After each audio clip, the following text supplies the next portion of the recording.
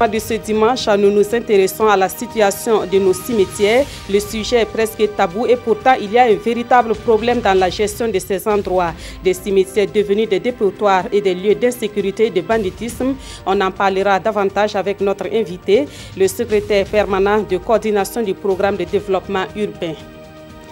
Bonsoir, merci de suivre ce 20h de la RTB. Pour ouvrir ce journal, la population de la province de la Kossi réclame la libération de Djibril Bassolé. Elle a fait savoir à travers une marche organisée hier samedi à Nouna. En rappel, Djibril Bassolé a été arrêté et détenu à la suite du putsch manqué de septembre 2015. Des précisions avec Yves Ramba et Aïcha Dianda. La libération du général Djibril Bassolé, c'est ce que réclament les populations de la province de la Kossi. Ces marcheurs venus des différentes communes de la province ont arpenté les rues de Nouna pour exiger la libération de l'ex-ministre des Affaires étrangères. Ce qu'on est en train de faire, ce n'est pas une question de politique. C'est une question de demande et de libérer notre fils pour nous.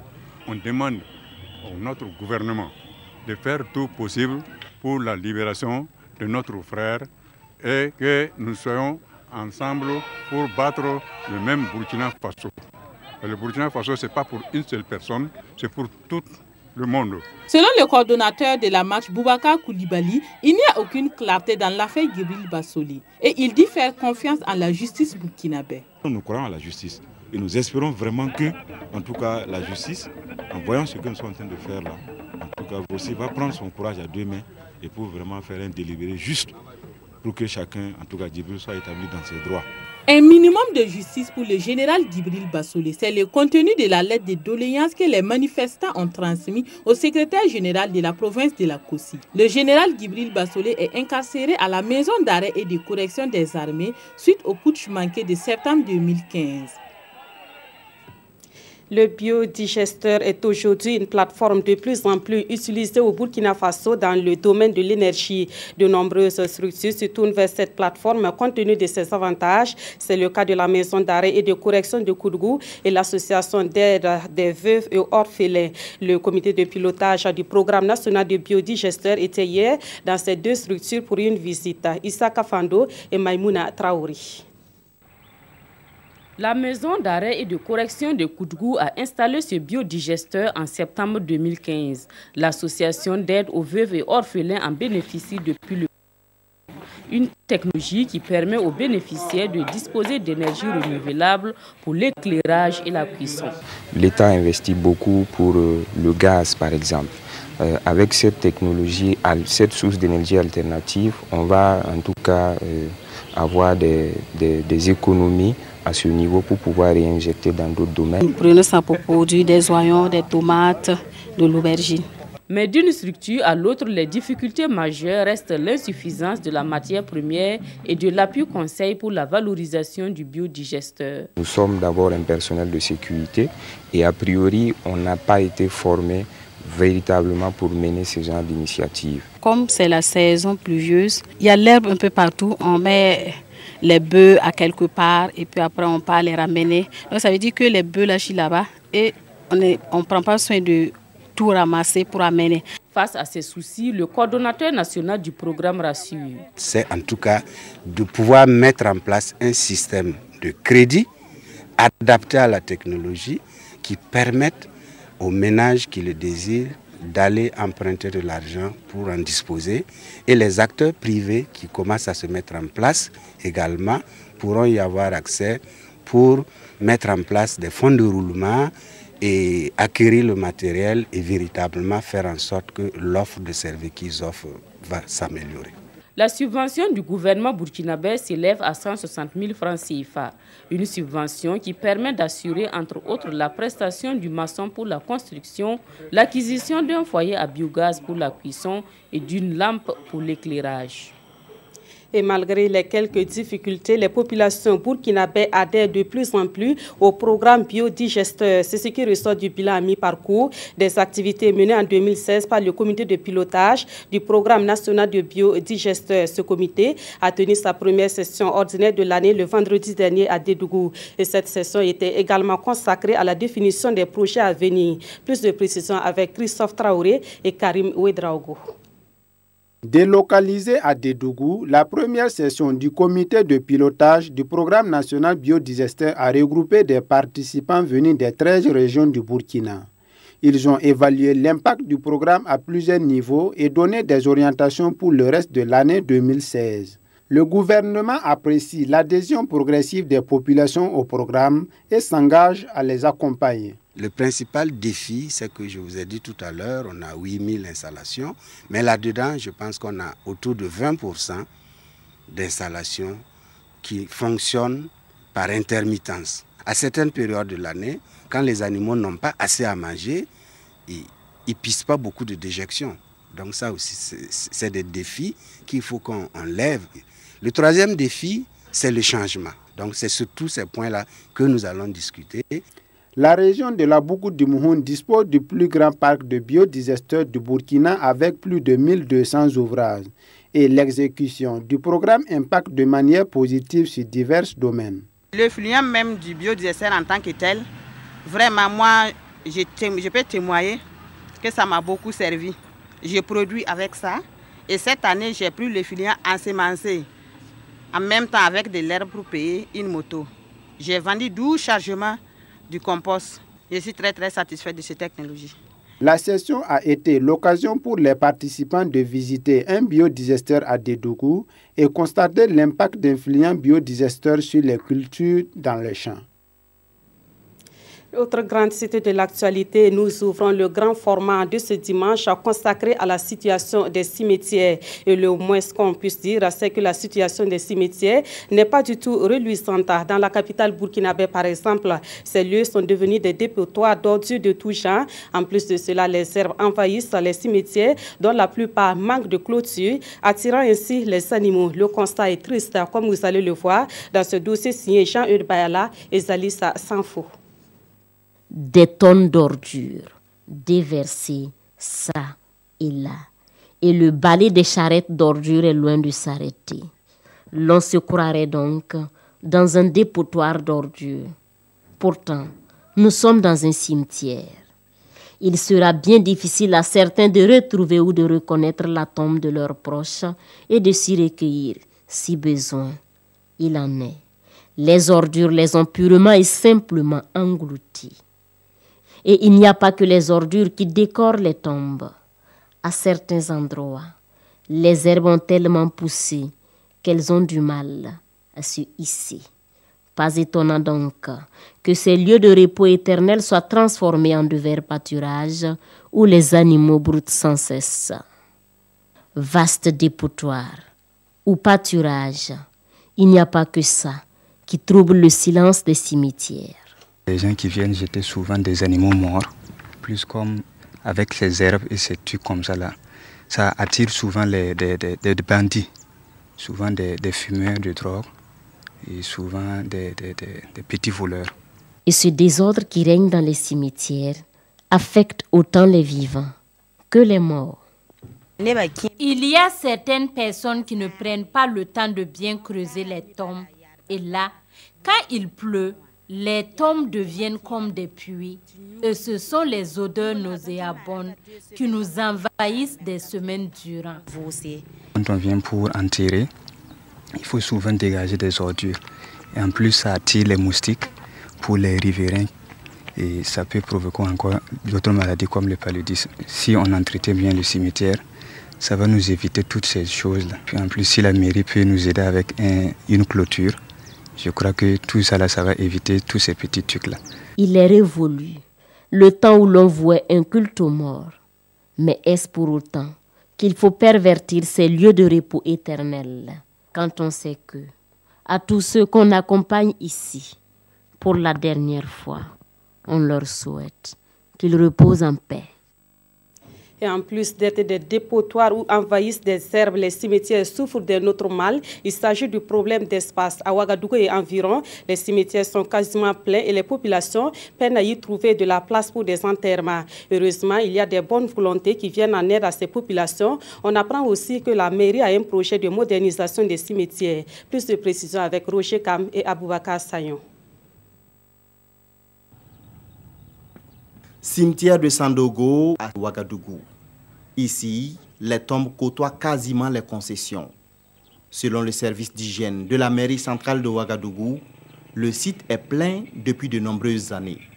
Des rues, des réserves et même des parcelles à usage d'habitation aux alentours du cimetière ont été envahies par les tombes. À ce jour, il y aurait plus de 1000 tombes hors des limites du cimetière. Le manque de place pour les enterrements est commun à la quasi-totalité des cimetières de la capitale burkinabé. Sur les 30 cimetières, il y a moins d'une dizaine où les enterrements se font toujours, c'est-à-dire les cimetières actifs. Le reste, c'est saturé, c'est plein, on ne peut plus faire des enterrements. Mais sur la dizaine où on fait des enterrements, réellement, c'est un seul cimetière pour les civils où on peut faire des enterrements normalement. C'est le cimetière route de Cambouensin, où il y a encore de la place. Le cimetière municipal de Bunguin, il n'y a plus de place. La seule place qui reste, c'est pour les militaires. Donc, quand on rentre, on voit l'espace, on croit qu'il y a de l'espace, mais en réalité, il n'y a pas d'espace. C'est la place réservée aux militaires. Le reste, c'est plein. Les gens rentrent, on rentre entre les tombes pour chercher de la place, pour pouvoir insérer une autre tombe. Selon le docteur Sommeil, le problème de place dans les cimetières est également lié à un défaut de planification. Les lotissements, peut-être des dernières années même, n'ont pas prévu des cimetières. Ce qui fait qu'actuellement, il n'y a même pas de place à aménager pour les cimetières. La commune de Ouagadougou n'est pas la seule dans cette situation.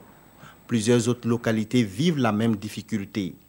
À Kinfangué, tout comme à Saba, les populations ont fait appel à un promoteur immobilier pour les aider à trouver une place pour enterrer dignement les morts. Quand les autorités de la commune m'ont approché, je n'ai même pas hésité. On ne fait pas ça parce qu'on a l'argent, on ne fait pas ça parce qu'on ne sait pas comment faire avec notre argent. On fait ce travail-là au nom de Dieu et toute personne qui vit sur terre qui va se terminer à la tombe. Donc un beau matin, ils m'ont appelé pour dire qu'ils ont eu l'espace, mais les villageois exigent qu'on paye. L'hectare fait 2 millions et on était pratiquement à 10 hectares qui doit coûter 20 millions. On a essayé de préparer le document d'achat des terrains qui attestent comme quoi on veut faire vraiment le cimetière. Après avoir fini de payer, on a envoyé nos engins pour pouvoir vraiment faire le travail. Et encore, le travail n'est pas fini. Faire un cimetière, c'est bon, mais il faut essayer de parceller le cimetière pour essayer de mettre l'ordre. Idée que partage la mairie de Ouagadougou, les autorités communales en charge de la question ont élaboré un projet de modernisation de la gestion des cimetières et des pompes funèbres.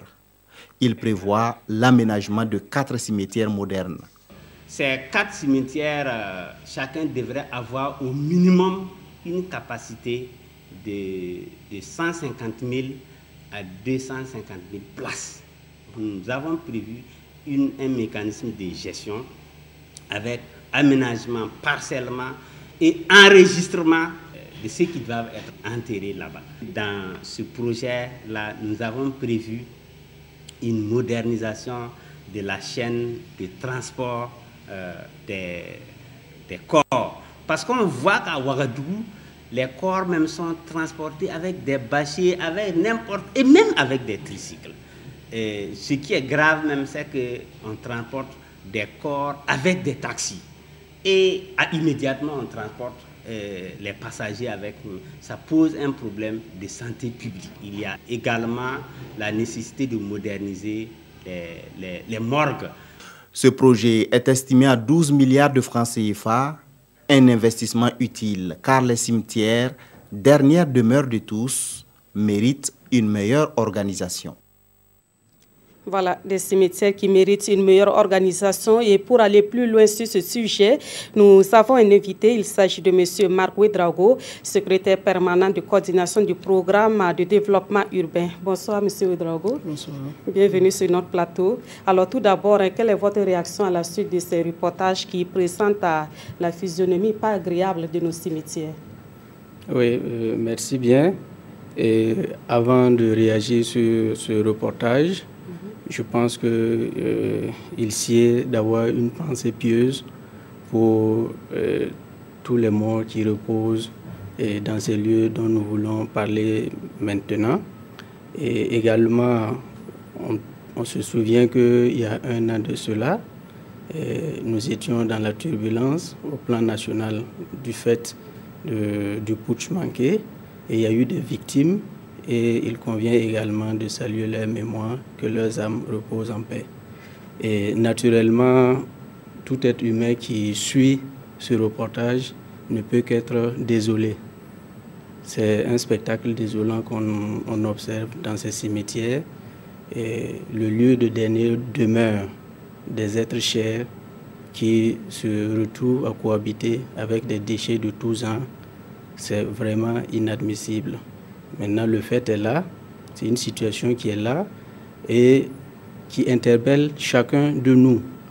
Vous voyez, la question des morts des cimetières, c'est une question tellement sensible que quand on l'aborde, on la classe de manière particulière.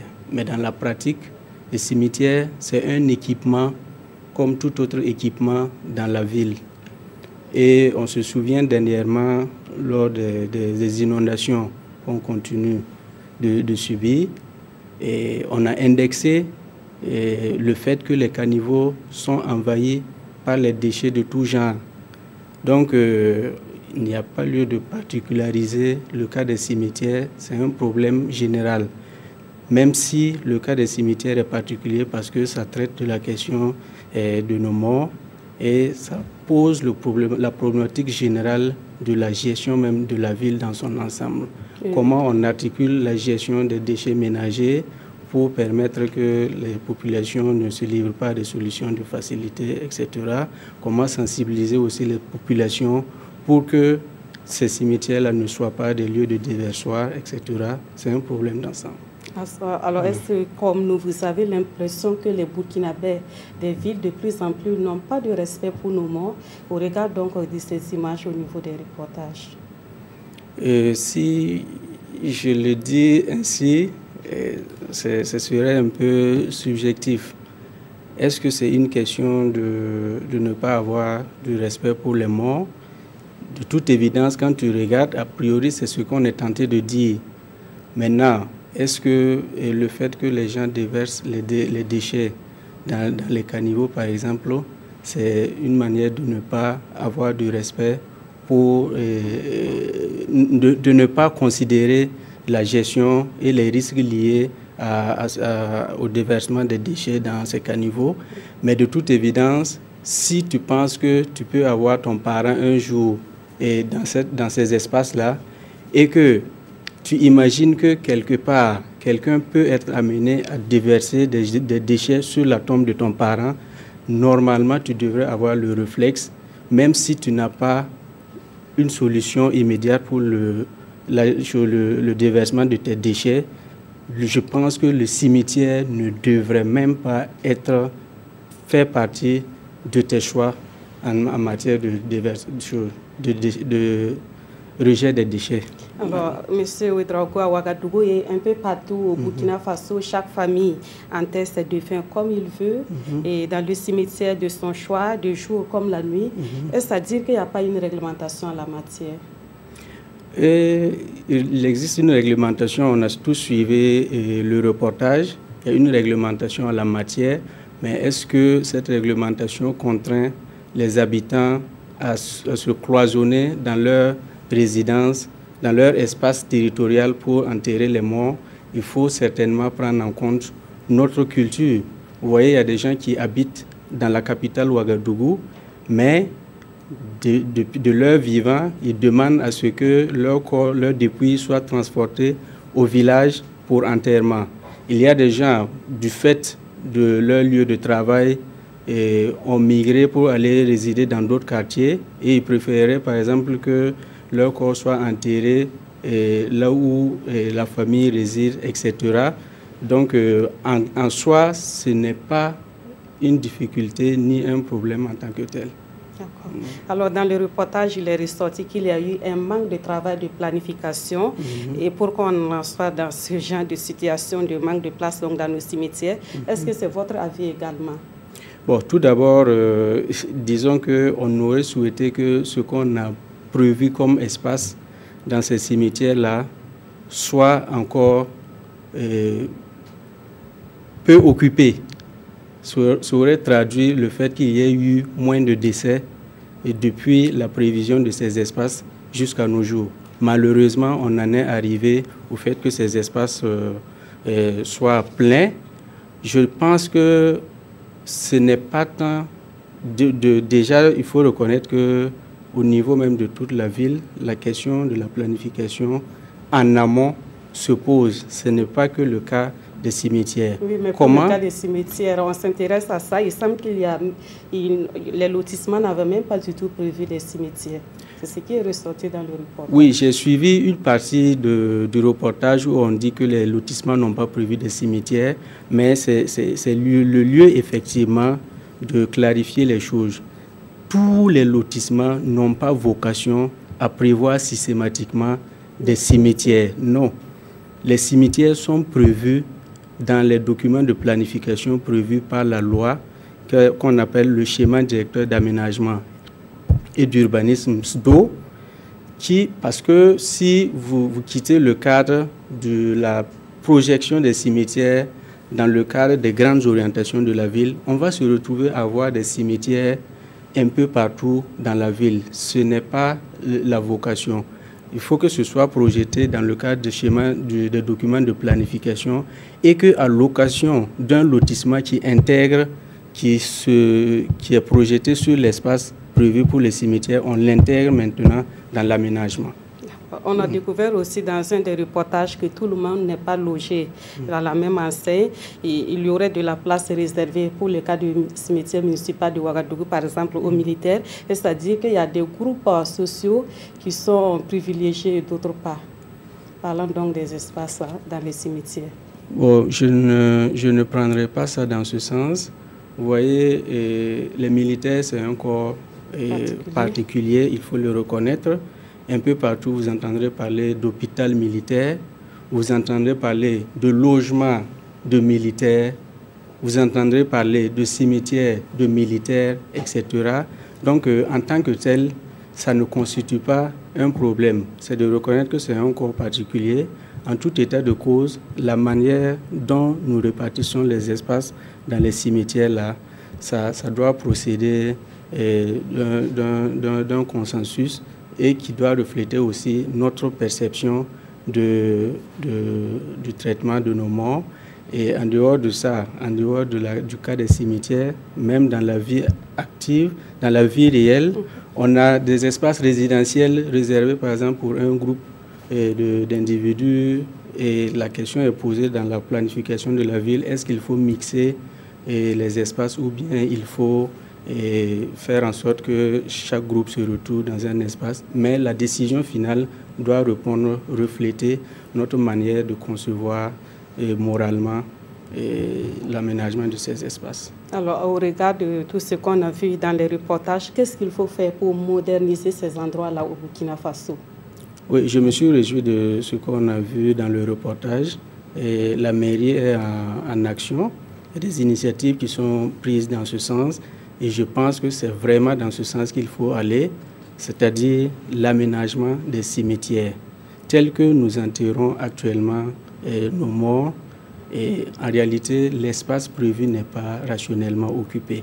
Quand on dit qu'il a manqué de l'espace, vous allez voir que tel que les tombes sont creusées de manière anarchique, on aurait optimisé un espace si on avait procédé, je vais utiliser le mot, à un lotissement.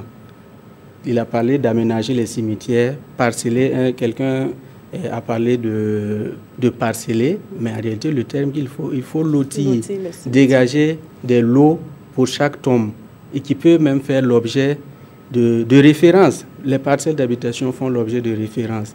On a dit que, par exemple, il y a des gens qui auront du mal à retrouver les tombes de leurs parents, mais si c'est référencé, ça facilitera beaucoup de choses et l'espace sera occupé de manière rationnelle. Voilà ce vers quoi il faut tendre. Merci beaucoup, Monsieur Marc Ouedraogo. Je rappelle que vous êtes secrétaire permanent de coordination du programme de développement urbain. Merci d'être passé sur notre plateau pour toutes ces informations. Merci à vous. Dans la suite de ce journal, nous parlons de cette œuvre sociale de la Turquie au profit des populations vulnérables du Burkina Faso. La Turquie offre environ 3 tonnes de viande de bœuf pour ces personnes et c'est l'Assemblée nationale qui a reçu cette aide alimentaire de la Turquie qui sera par la suite acheminée aux populations. La cérémonie de remise s'est déroulée à l'abattoir frigorifique de Ouagadougou, Konsun Koulibaly et Olopoda. Pour améliorer le quotidien des personnes vulnérables, le don est de la Turquie. Au total, ce sont 35 carcasses de bœufs qui sont mises à la disposition du Burkina par l'intermédiaire de l'Assemblée nationale. Un symbole de solidarité, de partage et d'amitié qui se perpétue depuis plus d'une décennie aux périodes de célébration de la Tabaski. Nous avons, au niveau de l'Assemblée nationale, été instruits par son président, le Dr Salifou Diallo, de les remettre au gouvernement. Et je crois que nous avons été honorés par la présence de Madame la ministre, à qui nous avons bien sûr remis ce présent, ce cadeau à titre symbolique, étant entendu que le reste est bien conservé en lieu sûr et pour être acheminé à qui de droit. Le ministère de la Femme, de la Solidarité nationale et de la Famille qui reçoit ce don a déjà sa petite idée sur sa destination. Dans la charte de la solidarité nationale, il est dit que nul n'est aussi pauvre pour ne pas être solidaire avec les autres et nul n'est aussi riche pour se passer de la solidarité. Donc nous pensons que ce geste nous invite les uns et les autres à la solidarité et au partage. Et nous allons prendre les dispositions pour que ce don puisse parvenir aux personnes qui en ont le plus besoin, aux personnes les plus nécessiteuses. La Turquie intervient au Burkina Faso dans le domaine de l'humanitaire depuis 2005. Elle apporte aussi au peuple burkinabé des appuis multiformes dans les domaines de l'éducation et de la santé. En culture, nous mettons le cap sur Gawa, dans le sud-ouest, pour parler de calligraphie. Ce métier qui semble être l'apanage des hommes intéresse de plus en plus la gente féminine. Parmi les femmes qui s'intéressent à la calligraphie à Gawa figure Rosalie Ohosome. Elle est dans ce métier depuis plus de 10 ans. On la découvre dans ce dossier signé Basile Bassolé et Dramana Kabouri. Rosalie Ohosome, handicapée moteur et mère d'un enfant, a fini par la force des choses se tailler une place dans la calligraphie, la peinture et l'impression des habits. Membre d'une association basée à Gawa, elle s'est hissée parmi ses pairs pour s'intéresser au pinceau. C'était dans notre association en 2005, ils cherchaient des gens pour placer dans des métiers. Et les autres sont allés faire tailler des choses là. Et moi, j'ai dit que je vais faire la calligraphie. Ils m'ont demandé pourquoi moi je vais venir ici, que c'est un travail de l'homme. Et pourquoi moi j'ai choisi pour venir ici. C'est ça que je leur ai dit que le travail me plaît, c'est pour cela que j'ai choisi pour venir ici. Depuis que je suis venu, j'ai beaucoup appris. Parce qu'avant même, je faisais la coiffure et après ça, j'ai abandonné la coiffure là et puis venu faire ça. Femme déterminée et dévouée, Rosalie Ohosome a acquis au fil des années la confiance de son patron malgré qu'au départ, d'aucuns estimaient qu'être calligraphe et peintre relevait d'un don de Dieu. En fait, c'est un don de Dieu. La calligraphie, tu peux apprendre. Mais le dessin, il faut connaître à dessiner un peu pour qu'on te forme.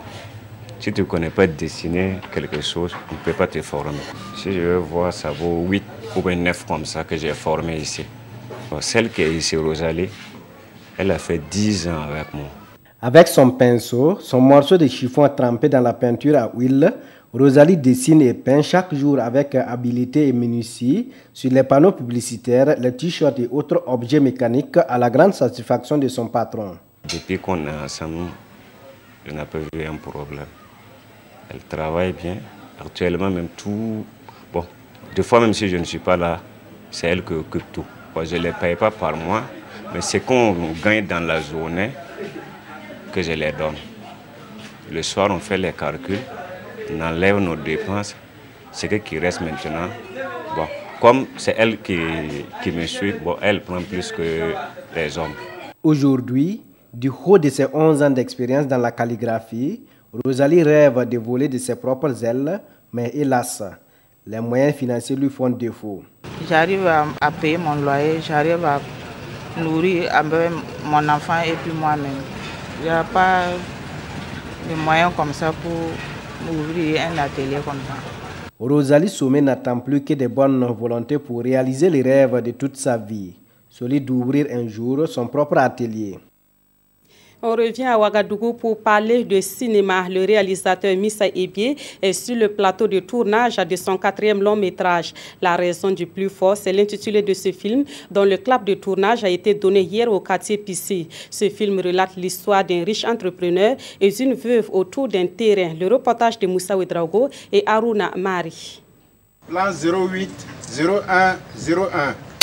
L'opulence et la misère sont les deux facettes, les réalités urbaines portées à l'écran dans ce tout dernier long métrage, La raison du plus fort. Riches et pauvres, deux univers au style de vie diamétralement opposés. C'est un film de Missa Ebié.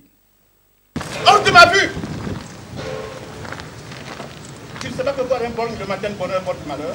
C'est l'histoire d'un riche entrepreneur qui a pour voisine une veuve, une vieille veuve, qui vit dans une cour minable, dans des conditions très minables. Et il décide donc d'acheter la cour de la veuve pour deux raisons. La principale raison qu'il invoque, c'est agrandir son jardin, faire une piscine et construire 2 niches pour ses bergers allemands qu'il a commandés. Au-delà de ce film, le cinéaste interpelle sur le fossé grandissant entre riches et pauvres. Cette visite d'une matinée du ministre en charge de la culture pour le clap de lancement du film est une marque de soutien à toute l'équipe de tournage. C'est un scénario qui interpelle chaque conscience. Il interpelle les riches ainsi que les pauvres. Les riches, le message fort, c'est de rester humble. C'est de rester humain, c'est d'avoir un élan de solidarité quand cela s'impose. Pour la réalisation de ce film, Missa Ebié dit avoir perçu une contribution de 15 millions de francs CFA de la part de Succès Cinéma, une structure d'appui à la production nationale. 25 jours sont consacrés au tournage de ce long métrage. La raison du plus fort est le 4e long métrage du cinéaste burkinabé Missa Ebié. Tu sais ce que ta fille a fait? Oui, et je suis très fière d'elle. Prendre une telle décision à cet âge, c'est très courageux de sa part. La loterie nationale burkinabé a fait un heureux gagnant. Il s'appelle Raymond Ouedraogo. Et de 150 millions de francs CFA au 4+1 du 28 août dernier. Ce parieur qui vient de Gibasso dans la Boukou du Moun s'est fait représenter pour la remise de son lot. Et cette remise a eu lieu le vendredi dernier. Yves Rwamba et Aïcha Zianda. Plus de 155 millions de francs CFA, c'est le lot de l'heureux gagnant Raymond Ouedraogo, gendarme à Gibasso dans la Kossi, après avoir joué au 4+5 du dimanche 28 août dernier. C'est le plus gros gain jamais enregistré au Paris mutuel urbain burkinabé PMUB, selon le directeur général de la loterie nationale burkinabé. Il faut reconnaître que cette année, c'est un record qui tombe. Le record qui était là jusqu'à aujourd'hui, c'était 130 millions. Aujourd'hui, on a 155 millions. Nous souhaitons toujours monter en puissance pour atteindre, pourquoi pas, les 500 millions un jour. Raymond Ouedraogo, 32 ans, aurait misé 16 200 francs CFA pour se retrouver avec ce chèque. Son représentant nous confie qu'il joue au PMUB depuis 2006 et il ne s'est jamais découragé. Dans un premier temps, vraiment c'est d'essayer de réfléchir à ce qu'on pourra investir. Voilà, pour ne pas après regretter. L'appel que j'ai à lancer aux autres parieurs, c'est d'abord les encourager à jouer parce qu'on ne peut pas gagner si on n'a pas le courage d'abord de jouer. Et on se donne le courage et puis la chance vient après. Pour donner plus de chance aux parieurs de la Boukou du Mouhoun, le directeur général de la loterie nationale burkinabé a laissé entendre qu'un espace course en direct sera ouvert dans la région les jours à venir. On revient chez nous pour les actualités sportives de cette édition. Bonsoir Mamadi Ouena. Bonsoir Nathalie. Alors on va commencer par la CAN Maracana qui s'est achevée cet après-midi à Ouagadougou. Et Ouena, la Côte d'Ivoire a été sacrée aussi bien chez les vétérans que chez les seniors. Oui, la Côte d'Ivoire qui réalise effectivement le doublé en se posant devant le Niger dans la finale des vétérans et aussi chez les seniors. Nous allons revivre un bout de cette double confrontation ivoiro-nigérienne avec Lassina Sawadro et Victoria Marienne. Jonas a trouvé Balegoué, il passe. Ah! Alors on revoit le travail fantastique de Tati Legré. Et voilà. La moitié du chemin est déjà parcouru par les éléphants de Côte d'Ivoire. Les vétérans montent sur la plus haute marche du podium de la Coupe d'Afrique de Maracana. Les Ivoiriens vont en profiter. Ah oui. Ah, je vous l'ai dit. Je vous l'ai dit. De Reifou. De Brahima Reifou. Trésor Oka, oui. Au revoir, oui. C'est Trésor Oka. La Côte d'Ivoire double championne de football Maracana africain. Ah ouais. Quel sacré exploit. Voilà, félicitations à la Côte d'Ivoire. Et puis, Ouena Handball, le Burkina termine 4e à la CAN Junior et est donc qualifié pour la Coupe du Monde. Oui, le Maracana organisé par notre pays ne nous a pas souri, mais si les étalons Maracana n'ont pas le sourire, d'autres étalons ont le sourire, comme vous voulez le dire, et ce sont les juniors qui ont pris part à la CAN Junior de handball qui s'est déroulée au Mali du 11 au 18, c'est-à-dire c'est achevé cet après-midi seulement. Ils se sont classés 4e, malgré une dernière défaite de 23-15 cet après-midi à Bamako devant l'Algérie. Mais cette performance, le fait de se classer 4e permet au moins de 21 ans burkinabé de se qualifier pour la Coupe du Monde junior qui aura lieu en Algérie en 2017. Et c'est une grosse première pour le handball burkinabé, mais ce n'est pas une première pour la Tunisie qui, elle, a battu tout à l'heure en finale l'Égypte sur le score de 30-29, un score serré, et la Tunisie qui avait déjà remporté la CAN des cadets au handball.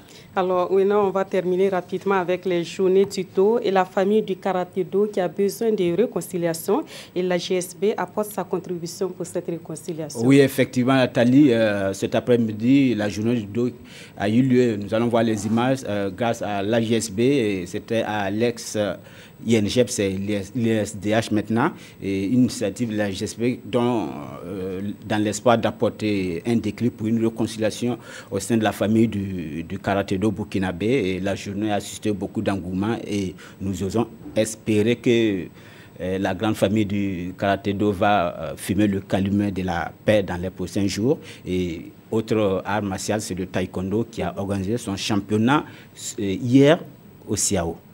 Merci beaucoup Mamadi Ouena pour toutes ces informations sportives et c'est la fin de cette édition. Merci de l'avoir suivi. Excellente soirée en compagnie de la RTP.